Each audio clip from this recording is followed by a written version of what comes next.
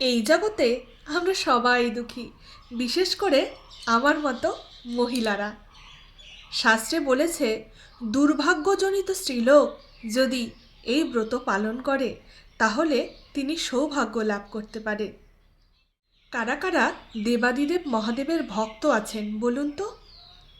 ভগবান শ্রীকৃষ্ণের ভক্তগণ তো একাদশী ব্রত পালন করবেই, কিন্তু আপনারা যারা ভোলানাথের ভক্ত আছেন তাদের করজোড়ে আমি নিবেদন করছি এই বরুথিনী একাদশী ব্রত অবশ্যই পালন করুন। কারণ দেবাদিদেব মহাদেবও কিন্তু এই একাদশী ব্রত পালন করেছিলেন। এই একাদশী ব্রত পালনের দ্বারা আমাদের সর্ব পাপ বিনষ্ট হবে এবং সৌভাগ্য প্রাপ্ত হবে। শুধু তাই নয়, 10,000 বছর তপস্যার ফল শুধুমাত্র এই একটি বরুথিনী একাদশী পালনের দ্বারা আমরা পেতে পারি। আর যদি কোনো ব্যক্তি শ্রদ্ধা এবং ভক্তি সহকারে এই একাদশী ব্রতর মাহাত্ম্য কথা পাঠ করে কিংবা শ্রবণ করে, তিনি সহস্র গোদানের ফল লাভ করে।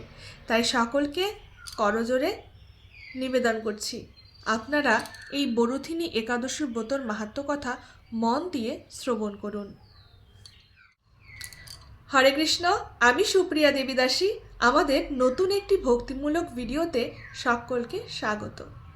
নমঃ বিষ্ণুপাদায় গৌরপৃষ্ঠায় ভূতলে শ্রীমতে ভক্তিবেদান্ত পদ্মনাভইতি নামিনে।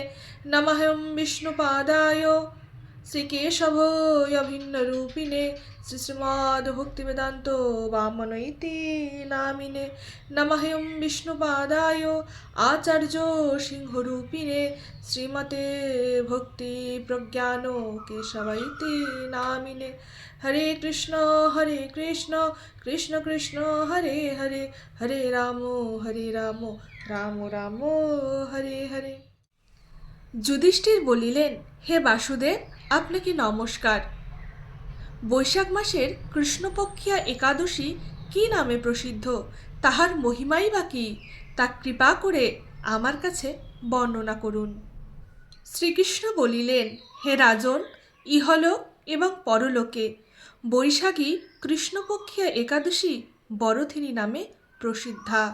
এই ব্রত জীবকে ভুক্তি এবং মুক্তি দান করে এবং জীবের সমস্ত পাপ দূরীভূত করে গর্ভবাসের যে যন্ত্রণা তা বিনাশ করে।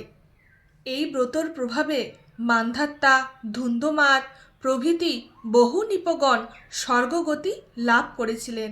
এমনকি শিবও এই ব্রত প্রভাবে ব্রহ্মপাল হইতে নির্মুক্ত হইয়াছিলেন। যে শ্রদ্ধাবান ব্যক্তি এই ব্রত পালন করে থাকেন তিনি ইহলোকে এবং পরলোকে সর্ববাঞ্ছিত ফল লাভ করে থাকেন।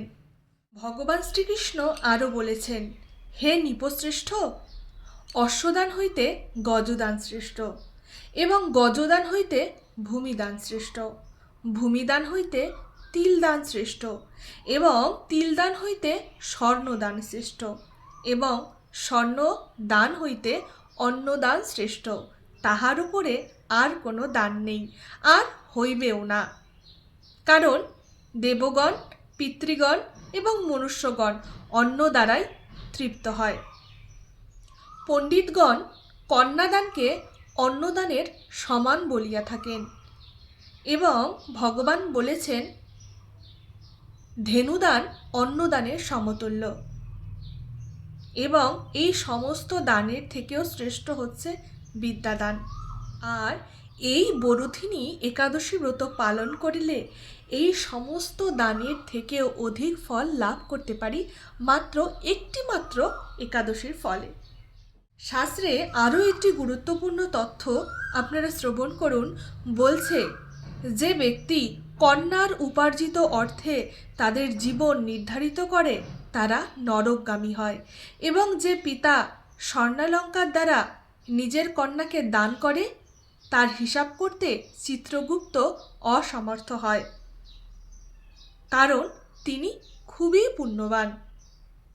কিন্তু শুধুমাত্র এই বরুথিনী একাদশী পালনের দ্বারা আমাদের কন্যাদানের থেকেও অধিক ফল লাভ করতে পারি।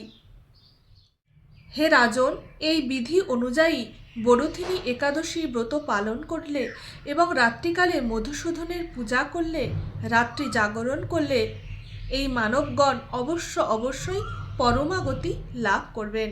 ভবিষ্যৎ পুরাণে উল্লিখিত আছে, কোনো শ্রদ্ধাবান ব্যক্তি যদি ভক্তি সহকারে এই বরুথিনী একাদশী ব্রতর মাহাত্ম্য কথা পাঠ কিংবা শ্রবণ করে, তাহলে তার সহস্র ফলদানের লাভ হইয়া থাকে এবং পরবর্তীতে তিনি সর্বপাপ থেকে মুক্ত হয়ে বিষ্ণু লোকে গমন করে। হরে কৃষ্ণ। এই ছিল আমাদের বরুথিনী একাদশী ব্রতের মাহাত্ম্য কথা।